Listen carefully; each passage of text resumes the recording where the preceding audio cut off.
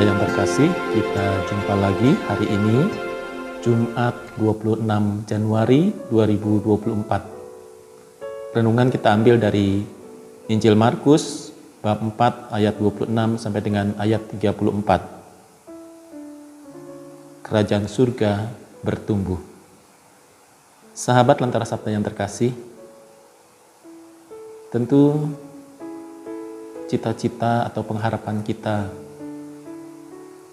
dalam kehidupan kita saat ini maupun yang akan datang, kita terus berada di dalam rahmat Allah.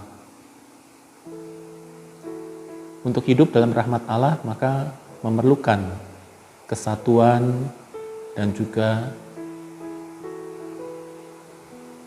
penyerahan diri kita yang total kepada Allah, taat dan setia akan ajaran-ajaran Tuhan yang telah disabdakannya kepada kita. Tentu semakin hari kita diajak semakin menyerupai dengan hidup Yesus sendiri. Kendati kita di dunia ini mengalami banyak sekali perkembangan-perkembangan zaman. Kadangkala kita merasa ketinggalan kalau kita tidak mengikuti trends, kita tidak mengikuti prestis, atau kita tidak mengikuti pola-pola yang berkembang dalam zaman ini, dalam kehidupan, sehingga memunculkan persoalan-persoalan di dalam kehidupan kita bersama. Akan tetapi kalau kita setia mengikuti jalan Tuhan, walaupun dunia ini terus berkembang, semaju apapun, sehebat apapun, memberi gengsi sedalam apapun, tapi kita tetap setia pada Tuhan. Artinya hidup kita bersahaja. Kita hanya memfokuskan diri kita hanya pada kerajaan Allah. Sedangkan yang lain-lain adalah pelengkap. Dilakukan bisa, tidak dilakukan juga bisa. Sebagai contoh, sebagai orang Katolik, kita diharapkan terus bersatu dengan Tuhan dalam cara hidup kita, cara hidup Yesus sendiri yang selalu tergerak hatinya oleh belas kasihan.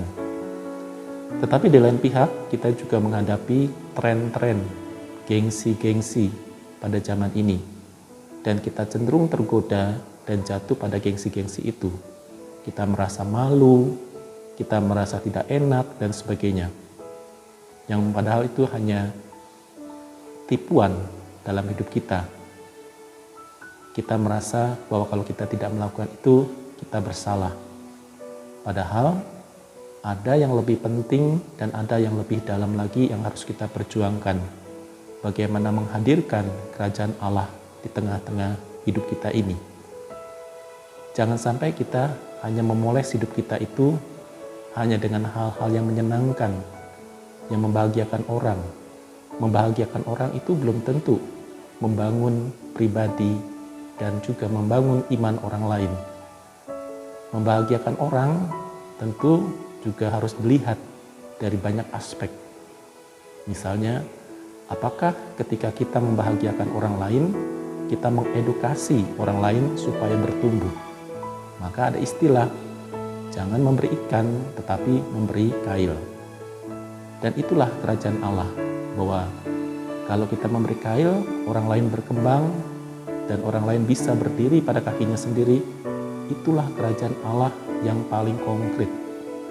Kerajaan Allah yang paling nyata, yang dialami oleh orang lain. Maka renungan kita pada pagi hari ini mengenai kerajaan Allah yang bertumbuh. Bagaimana menumbuhkan kerajaan Allah di dalam diri setiap orang? Maka tadi diumpamakan seperti benih. Benih yang ditabur, lalu kemudian dia tumbuh. Ya. Lalu kita ikut merawat, menyiram, memupuk,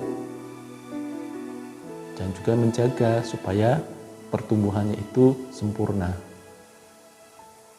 Tetapi di luar itu semua, kita mesti yakin dan percaya bahwa Allah senantiasa juga ikut campur tangan. Allah ada di dalam pertumbuhan kerajaan Allah, di dalam diri kita masing-masing. Santo Paulus pernah mengatakan, tubuhmu adalah bait Roh Kudus. Artinya disitulah kerajaan Allah, Allah yang merajai diri kita. Nah, pertanyaannya adalah, apakah kita sadar bahwa Allah merajai hidup kita? Jangan-jangan kita hanya fokus pada diri kita sendiri. Ya, seperti misalnya sebuah keluarga, ada banyak orang di dalam rumah, tetapi orang merasa sendiri di dalam rumah itu. Yang lain dianggap tidak ada. Karena apa? Tidak ada keterkaitan, tidak ada komunikasi, tidak ada relasi yang baik. Oleh karena itu, sahabat Lentas Sabda yang terkasih, maka kita diajak pada hari ini, kita bertumbuh dalam kerajaan Allah, dan kita melibatkan Tuhan sebagai sang sumber kehidupan. Kalau kita melibatkan Tuhan, berarti kita juga rela dan sedia untuk mengikuti cara hidup Tuhan sendiri, yang selalu tergerak oleh belas kasihan pada yang lemah, yang tidak berdaya. Dan kita ikut ambil bagian dalam hidup kita. Tuhan memberkati. Lentera Sabda.